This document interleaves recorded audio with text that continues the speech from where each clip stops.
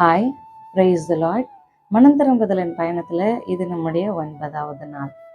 நம்முடைய வாழ்க்கையில் நம்ம மனம் திரும்பணும்னு நினைக்கும் போது சில பாவங்கள்ல இருந்து மனம் திரும்பிடுவோம். ஆனால் சில பாவங்கள் யாருக்கும் தெரியாமல், நமக்கு நெருங்கி உள்ளவங்களுக்கும் தெரியாமல் நம்மளுடைய மனதிலே அழுக்கா ஒட்டி கொண்டே இருக்கும். அதுலேருந்து எப்படி வரணும்னு தெரியாது. அதை குறித்து யார்கிட்ட உதவி கேட்கவும் முடியாது.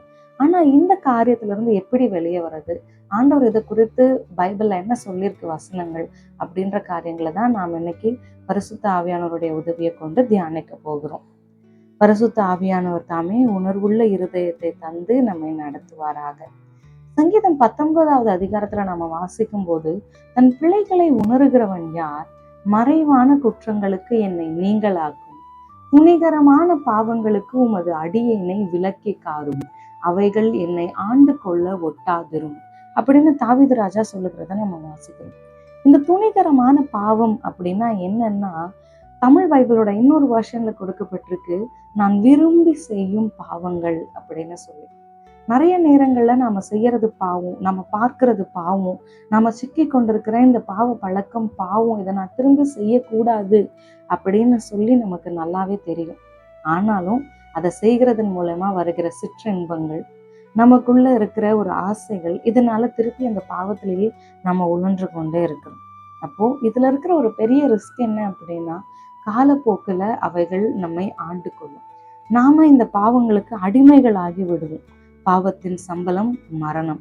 ஆனா ஆண்டவர் ஜீவனுள்ள தேவனா இருக்கிறார், நம்மை உயிர்ப்பிக்க அவர் விரும்புகிறார். ஆக இந்த மனம் திரும்புதலின் பயணத்துல ஆண்டவரே, மறைவான குற்றங்கள், என்னிலே மறைந்திருக்கிற குற்றங்கள், துணிகரமான பாவங்களுக்கு என்னை விலக்கி காத்து கொள்ளும். இதுல இருந்து நமக்கு வரக்கூடிய காரியம் என்ன அப்படின்னா, நாம நேத்து பார்த்தது போல கோப ஆக்கினையும் ஆண்டவருடைய தீர்ப்பின் நாளில பெரும் பாதகத்தையும் நம்முடைய தலையின் மேல குவித்து கொள்ளுகிறவர்களா இருப்போம். அப்போ இதுல இருந்து ஆண்டவரே என்னை விடுவீங்க அப்படின்னு சொல்லி இந்த 9வது நாளில நாம ஆண்டவரிடத்துல நாம ஜெபிப்போம். ஆண்டவர் நம்மை விடுவிக்க, நம்மை நடத்த அவர் வல்லவரா இருக்கிறார். அப்போ உண்மையாவே இதுல இருந்து நான் எப்படி வெளியே வரணும்?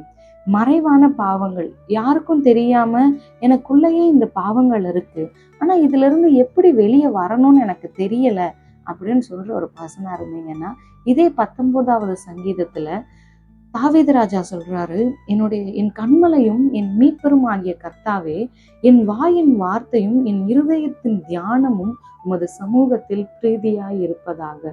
அப்போ இருதயத்தின் தியானம்னா என்னன்னா, நம்முடைய இருதயத்தின் எண்ண ஓட்டங்கள், நம்ம எதை குறித்து யோசிக்கிறோம், எதை குறித்து பேசுகிறோம், இந்த காரியங்களை நம்ம ஆண்டவருடைய சமூகத்துல ஒப்பு கொடுத்து, அது ஆண்டவருடைய பார்வையில பிரீதியா இருக்கும்போது, அதாவது ஆண்டவருக்கு ஏற்றபடி இருக்கும்போது ஆட்டோமேட்டிக்கா நம்மளுடைய வாழ்க்கை மாற ஆரம்பிக்கும். நம்முடைய வாழ்க்கையில எல்லா விதமான பிரச்சனைகளுக்கும், எல்லா விதமான அடிமைத்தனத்துக்கும் ஒரே விதமான தீர்வு, ஒரே தீர்வு ஆண்டவருடைய பிரசன்னம் மட்டுமே. ஆண்டவருடைய பிரசன்னத்தை நினைத்து சேர்வோம்.